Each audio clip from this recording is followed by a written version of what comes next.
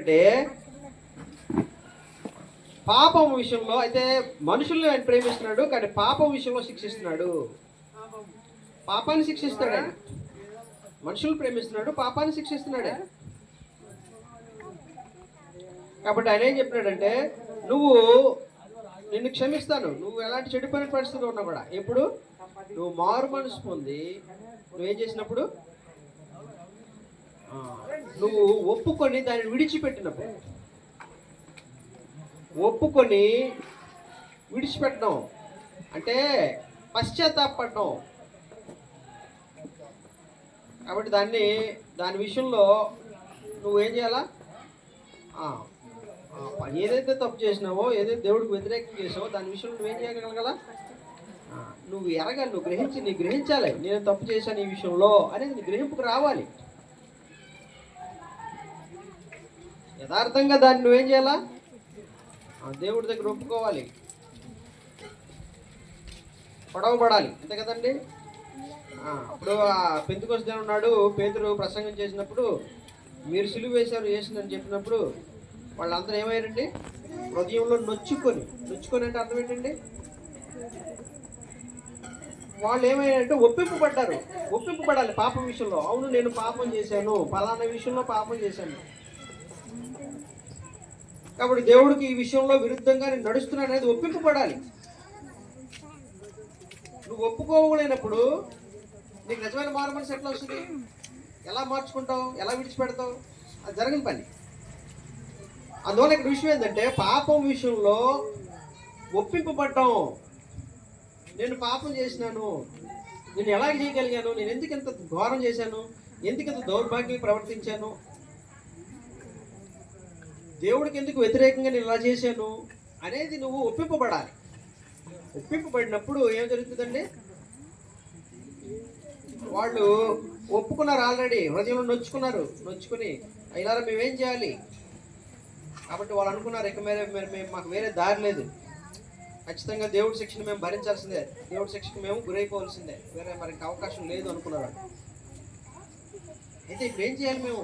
మరి మాకు వేరే దారి లేదు.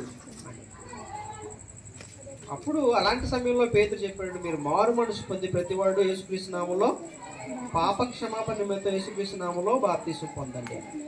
ఎందుకు యేసుక్రీస్తు నామములో పాప క్షమాపణ ఉంది? క్షమాపణ యేసుక్రీస్తు నామములో ఎందుకు పోద్ది? యేసుక్రీస్తులోనే పాపాలు ఎందుకు క్షమించబడతాయి? ఏమండి? ఎందుకంటే యేసుక్రీస్తులో మాత్రమే, వేరే చాయిస్ లేదు మనిషికి.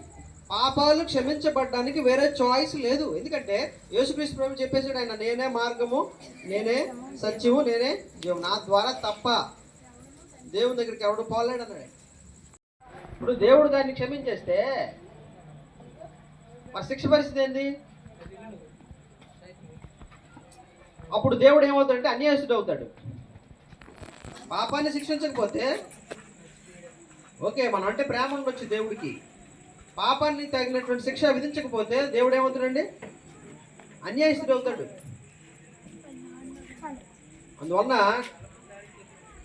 పాపాన్ని ప్రోత్సహించేవాడు అవుతాడు, పాపాన్ని ఏం చేసినటువంటి వాడు శిక్షణ లేకుండా చేసేవాడు అవుతాడు. నువ్వే పాపం చేసిన, ఇది కూడా అలాంటిదే, ఐదు సోదరులు లాంటిదే. పాపం చేసినా పర్వాలేదు, నిన్ను క్షమించేస్తాను, నువ్వు నన్ను మానేసుకుంటే చాలు, తర్వాత నుంచి మనసు మార్చుకుంటే చాలే అనేది. కాబట్టి ఒక అడుగు బెటర్ ఏంటంటే, ఇక్కడ మారు మనసు ఉంది, ఐదో సహోదరులు మారు మనసు కూడా అవసరం లేదు. కాబట్టి మనసు మార్చుకునే అవసరం లేదు. చూడండి ఎంత తేడా ఉందో, ఎంత భేదం ఉందో. కానీ దేవుని గ్రంథం అనబడినటువంటి బైబిల్ గ్రంథంలో పాపమునకు దేవుడు శిక్ష విధిస్తాడు. So clear. పాపమునకు దేవుడు ఏం చేస్తాడు? అది ఏ పాపమైనా కూడా పాపమునకు శిక్ష దేవుడు విధిస్తాడు. పాపమునకు జీతము ఉంది. ఎంత స్పష్టంగా చెప్పాడు దేవుడు. దైవగ్రంథం ఎంత స్పష్టంగా చెప్తుంది. పాపం వల్ల వచ్చి జీతము మరణము. పాపమునకు ఫలితం ఉంది. పాపమునకు ఏమండి వెల చెల్లించాలి. అదనమాట. అందువలన పాపమునకు జీతం ఏంటంట? మరణం, శిక్ష.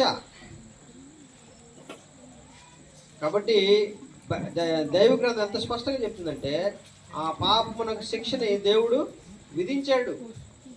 దేవుడు ఎంత గొప్పవాడంటే మనం ఎంత ఘోరమైనటువంటి పాపులమైనా కూడా, ఎంత దౌర్భాగ్యుల పరిస్థితుల్లో, ఘోరమైనటువంటి దుస్థితిలో ఏమంటే చెడిపోయినటువంటి వారుగా ఉన్నప్పటికీ కూడా దేవుడు మనం ప్రేమించాడు. అది ఆశ్చర్యకరమైన సంగతి, అది అద్భుతమైనటువంటి సంగతి.